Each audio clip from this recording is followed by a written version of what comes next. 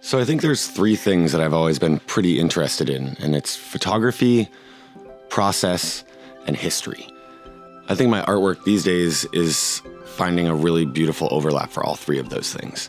The process I enjoy so much, the building of the frames, cutting of the wood, hand painting, and we're scouring and aging the trim, making the wheat paste, boiling it on my stove, hand hammering the final bits together and cutting, shaving, painting them all down, getting them to the finished place. All those things add together to create one beautiful final piece.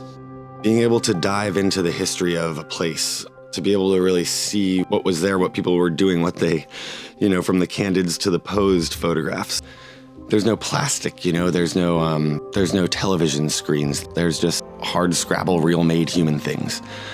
There's an allure there. So when Canterbury Shaker Villiage reached out to me to remake these works, I was absolutely ecstatic. The idea of a new generation of folks being able to come and engage with the village, walk through, and see these real things and these real people who live there. And I believe that the way in which I make these pieces of art gives them more of an objecthood. It makes it so that it's not just a flat panel on a wall or something like that. They're handmade. You can tell the imagery and the process work together to speak to the observer, to let them know that this is like a real human moment, whether it's the subject or the actual piece itself. Having the Canterbury Shaker Villiage as a client was an absolute privilege in the way that I was able to really explore the history of this place and these people.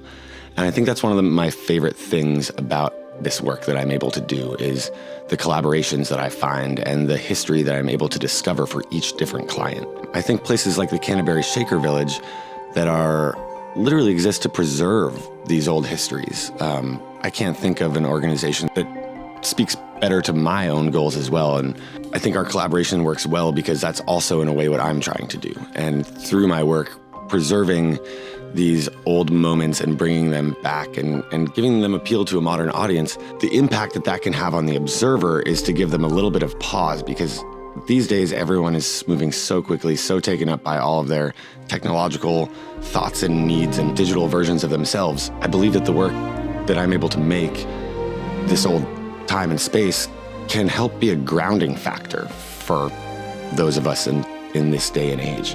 They can help us feel that joy that comes from connectivity with humans, with the land, with our surroundings in a real way.